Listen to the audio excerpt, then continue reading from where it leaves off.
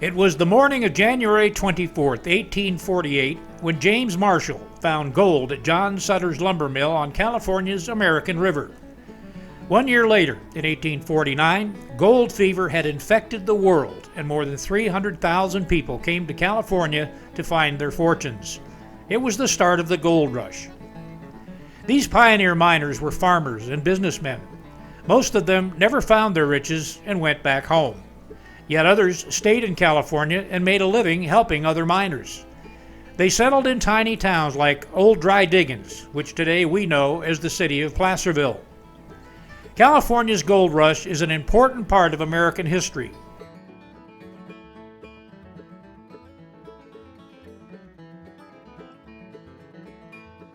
Some scoundrels found it easier to steal gold from the miners than work for it. One of the most famous gold rush outlaws was Black Bart. Black Bart was extremely polite, always saying please and thank you when he robbed Wells Fargo stagecoaches. He was called the Gentleman Bandit. They call me the Gentleman Bandit. Black Bart was another one of my names. I had several names, but the Gentleman Bandit was one that I really preferred.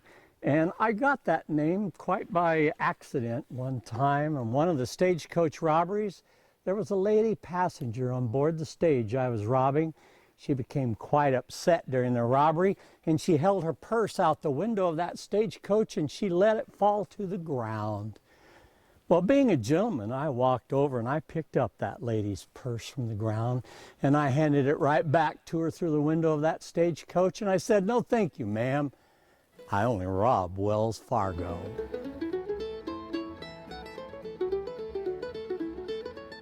There were a lot of us stagecoach robbers back in those days, and I think I was the best of them all. I robbed 29 Wells Fargo stagecoaches on their way to San Francisco between the years 1875 and 1883. 29 of them. Now, most of those other stagecoach robbers got caught after the first or second stagecoach robbery, but I managed to evade being caught until the year 1883. At that time, the last stagecoach robbery, I did a pretty good haul there. Then went down to San Francisco and I was living the good life down there. And sure enough, old James B. Hume from Placerville right here found my handkerchief at the site of the last robbery.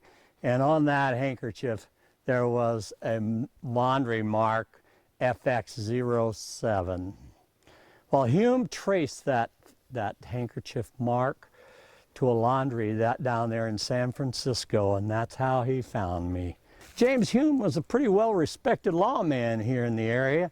In fact, I never robbed a stagecoach in Placerville because I had too much respect for that man's ability.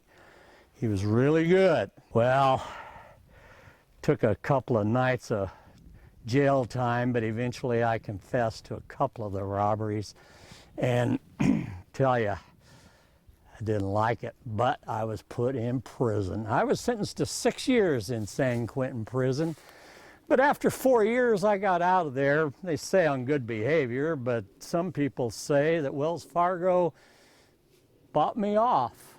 They didn't want me robbing their stagecoaches after I got out of prison, and so they decided to make me an offer, one that I couldn't refuse.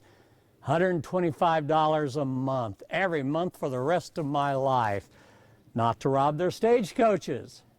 Well, I accepted the offer, and I never robbed any more stagecoaches after that, they think.